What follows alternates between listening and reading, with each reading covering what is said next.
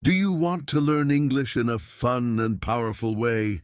Today, you'll not only improve your English, you'll discover the inspiring story of a man who gave up power for the people. As you listen, you'll learn new words, understand history, and grow in confidence. This story will teach you courage, leadership, and why character matters more than a crown. So get ready, because by the end of this video, you will be stronger in both English and life. Chapter 1. A Boy with Big Dreams. George Washington was born on February 22, 1732, in Virginia, when America was still a British colony. He grew up on a small farm with his parents and 5 brothers and sisters.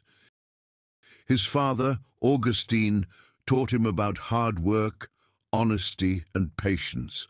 His mother, Mary, was strong and strict. She made sure George learned to do the right thing, even when it was hard.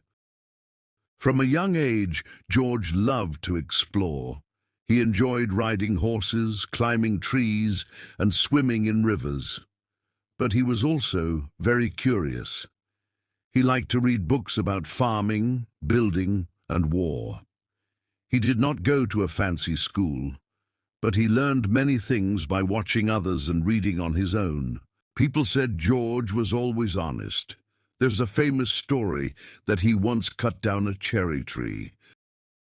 When his father asked who did it, George replied, "I cannot tell a lie." We don't know if that story is true, but it shows how people saw him, as someone who always tried to tell the truth. George dreamed of doing something big in life. He wanted to help his country and make his family proud. He started learning how to measure land and became a surveyor when he was just 17. This job took him deep into the forests and mountains of Virginia. It was hard work, but George never gave up. He learned how to be strong, how to plan carefully, and how to lead others. These skills would help him later in life, when he would lead a whole army and even a whole country. Chapter 2. Becoming a Brave Young Soldier. When George Washington was in his early 20s, a big war was coming. It was called the French and Indian War. France and Britain were fighting over land in North America. George was chosen to be a young officer in the British Army.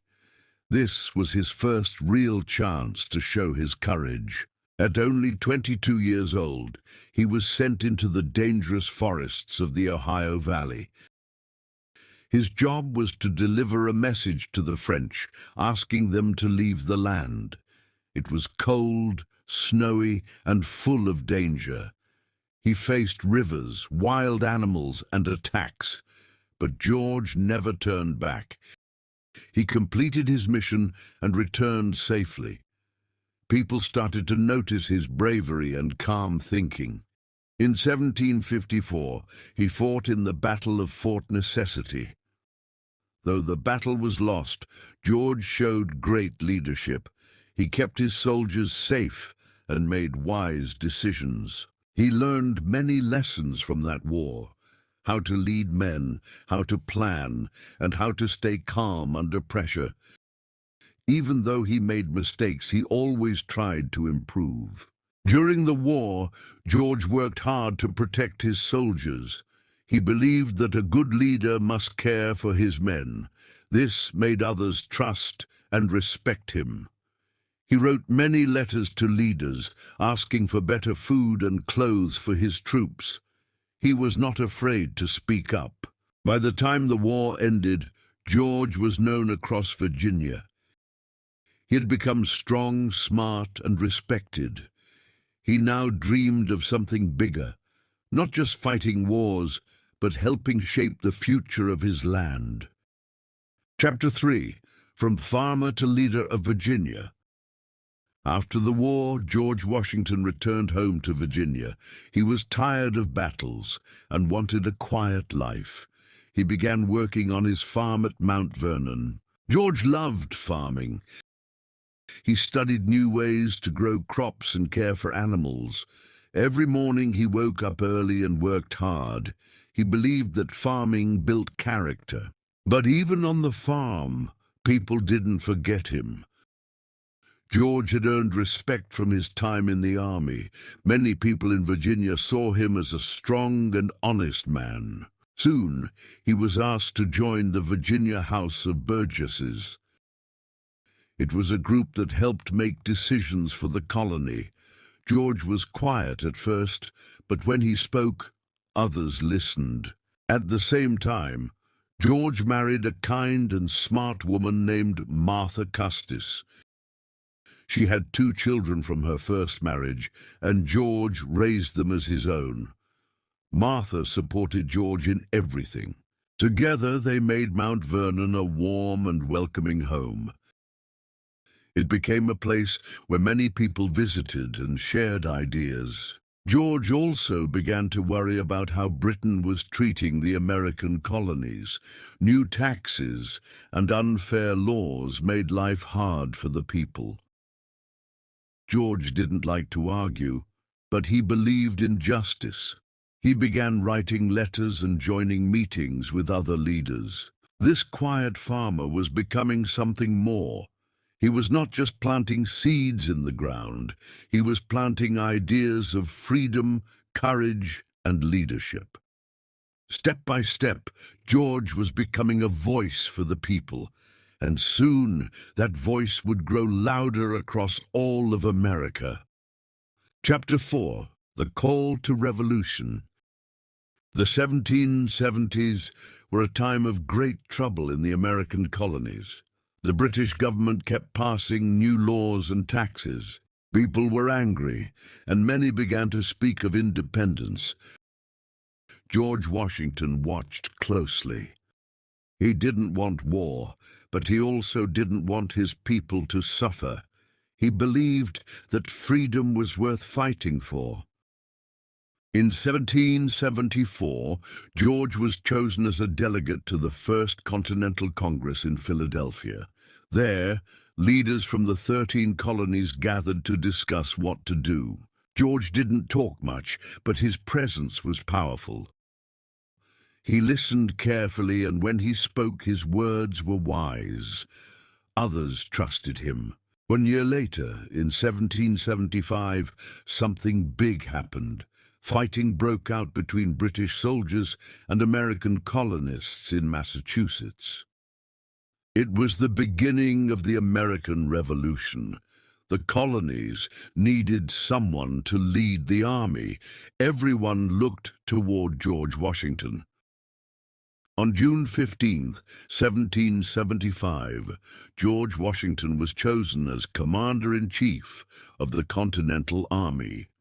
He did not smile. He felt the weight of this great duty. He knew the army was small and poorly trained.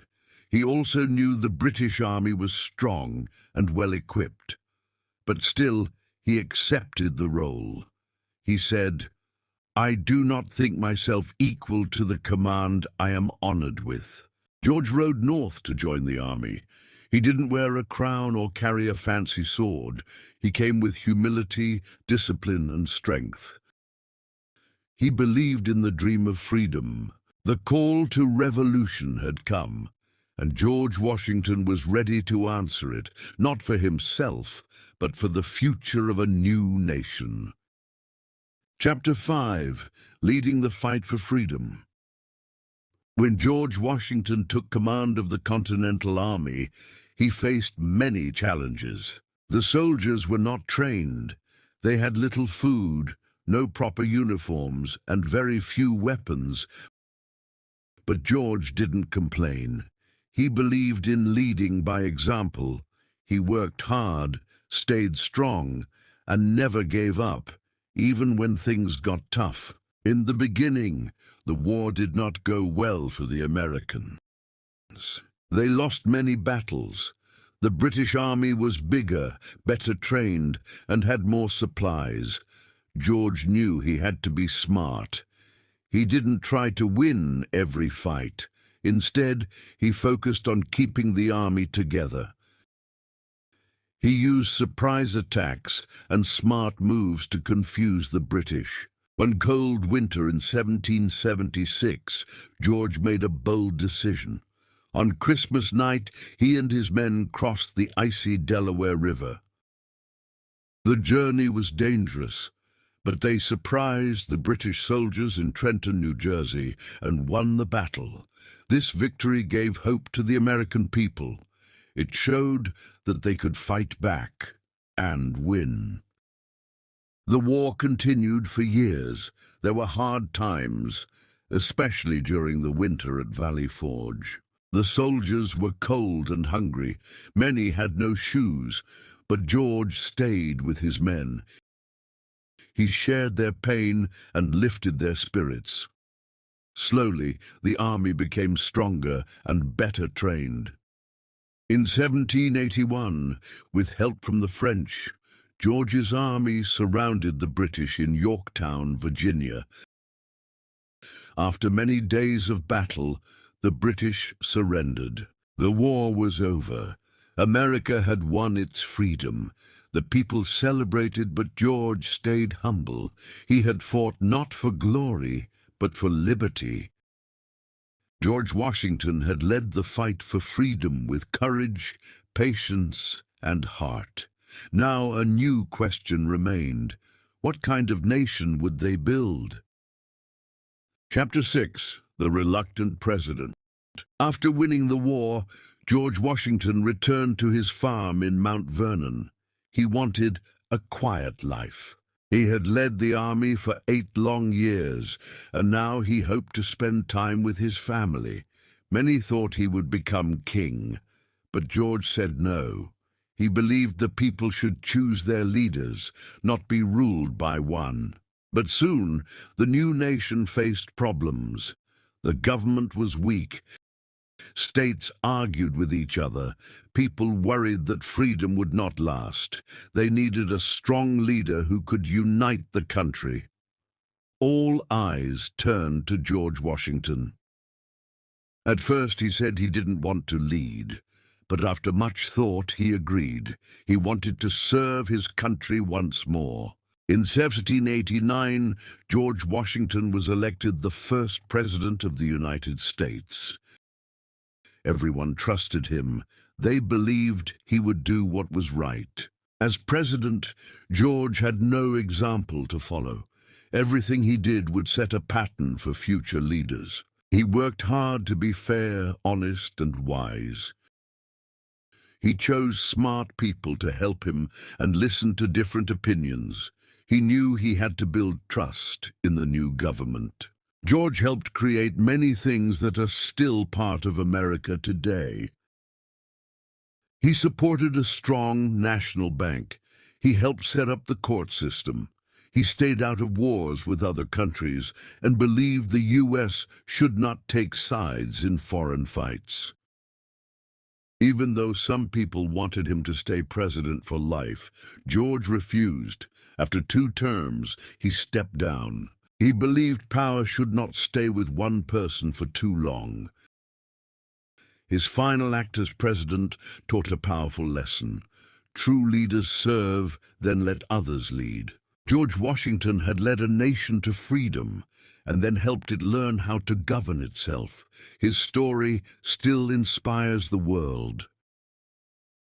You've just walked through the powerful life of George Washington, from a soldier to a leader who changed history.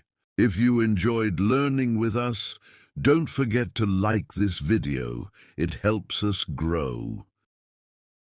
Tell us in the comments, what did you learn from George Washington's life? Your thoughts and English matter here. Subscribe for more inspiring stories.